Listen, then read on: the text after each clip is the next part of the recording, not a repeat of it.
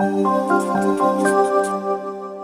everyone, this is Chelsea with Dig Magazine, and today I'll be showing you creative ways of putting pen to paper so you can write letters to your loved ones.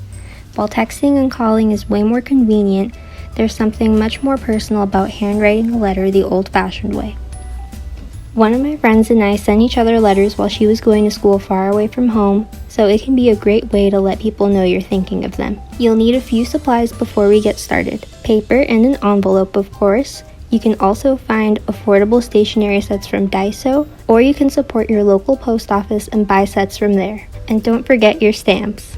To add a little more pizzazz to your letter, you can gather some stickers, washi tape, and colorful gel pens or markers. When it comes to writing your letter, there is no wrong way to do it.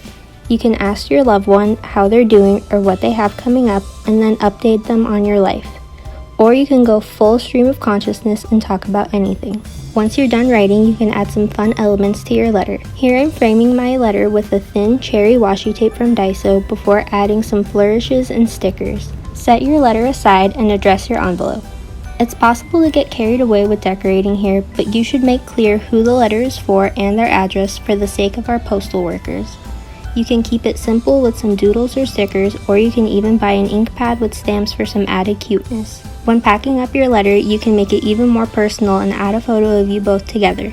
Here I'm securing a photo to my letter with some twine and sequin trim from Target's dollar section for a fun surprise when the recipient opens it.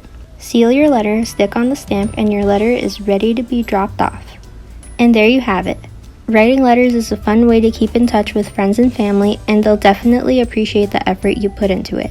I hope this inspires you to skip sending a text and reach for a pen and paper instead. Thanks for watching.